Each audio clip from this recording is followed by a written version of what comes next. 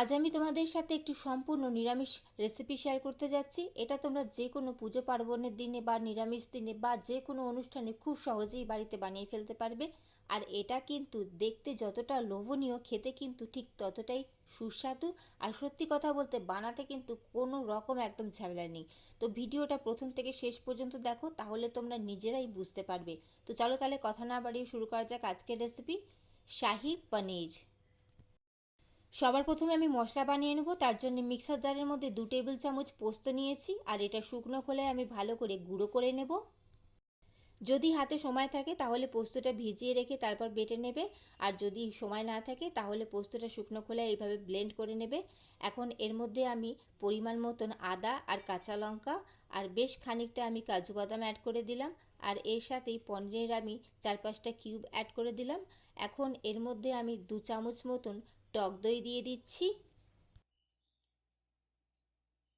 সমস্ত মশলা দেওয়া হয়ে গেছে। এখন এর মধ্যে সামান্য একটু জল দিয়ে সমস্ত কিছুর একটা মিহি পেস্ট বানিয়ে নিতে হবে।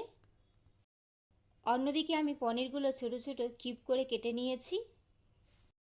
অন্যদিকে আমি কড়াই বসিয়ে দিয়েছি, আর ওর মধ্যে আমি পরিমাণ মতন সাদা তেল অ্যাড করে দিয়েছি। এখন এই তেলের মধ্যেই আমি একটু কাশ্মীরি লঙ্কার গুঁড়ো আর একটু সামান্য নুন দিয়ে দেবো। এখন তেলের মধ্যে পনিরগুলো দিয়ে ভালো করে ভাজা করে নিতে হবে, আর খেয়াল রাখতে হবে যাতে পনিরগুলো পুড়ে না যায় বা বেশি লাল যাতে না হয়ে যায়, না হলে কিন্তু পনিরগুলো চামড়া হয়ে যাবে।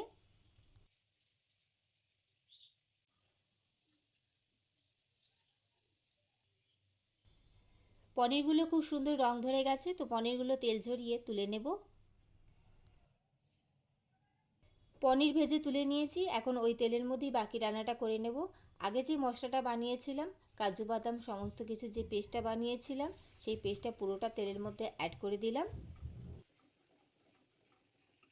এখন এর মধ্যে একটু সামান্য কাশ্মীরি লঙ্কার গুঁড়ো দিয়ে দিচ্ছি, জাস্ট একটু সামান্য রঙের জন্যে। শাহি পনিরের এই রেসিপিটা বানাতে কিন্তু সত্যি খুবই কম সময় লাগে, 15 মিনিটেই কিন্তু খুব সহজেই রেডি হয়ে যায়।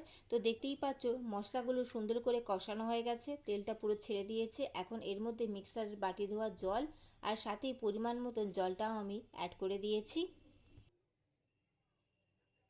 এখন এর মধ্যে আমি পরিমাণ মতন নুনটা অ্যাড করে দিচ্ছি, আর সাথেই একটু সামান্য টেস্টের ব্যালেন্সের জন্য চিনি অ্যাড করে দিলাম।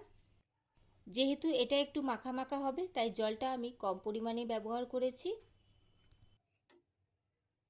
ঝোলটা খুব সুন্দরভাবে ফুটে গেছে। এখন এর মধ্যে আমি ভেজে রাখা পনিরটা অ্যাড করে দিলাম। সমস্ত কিছু একবার হালকা হাতে ভালো করে মিশিয়ে নিয়ে আমি ঢাকা দিয়ে এটা 5 মিনিটের জন্য ফুটিয়ে নেব।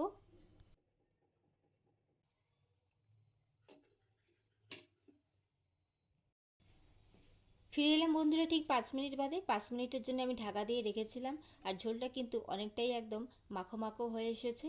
তো নামানোর আগে ওপর থেকে আমি একটু কসুরি মেথি রোস্ট করে গুঁড়ো করে রেখেছিলাম, সেটা আমি অ্যাড করে দিচ্ছি। আর এখানে কিন্তু কোনো রকম মশলা অ্যাড করার একদমই দরকার নেই, কারণ এইটুকুনি যেই মশলাটা আমি অ্যাড করেছি এতেই কিন্তু এটার টেস্ট কিন্তু ভীষণ সুন্দর হয়। এখন সমস্ত কিছু হালকা হাতে একবার মিশিয়ে নিয়ে আমি গ্যাসের ফ্লেমটা অফ করে এটা এইভাবে ঢাকা দিয়ে আরও 5 থেকে 10 মিনিটের জন্য রেখে দেবো। আর এটা যখন ঠান্ডা হয়ে যাবে এটা পুরোটাই একদম যেইটুকুনি গ্রেভি এখন আছে পুরোটাই শুকিয়ে যাবে। রেডি হয়ে গেল বন্ধুরা শাহি পনিরের রেসিপি। কেমন লাগলো তোমাদের আজকের রেসিপি অবশ্যই সেটা কমেন্ট করে জানাবে। ভালো লাগলে অবশ্যই লাইক কমেন্ট শেয়ার করে দিও, এবং অবশ্যই এরকম নতুন নতুন রেসিপি পাওয়ার জন্য আমার চ্যানেলটি সাবস্ক্রাইব করে আমার পাশে থেকো। চলো তাহলে আজকের মতন আসি। চলো টাটা।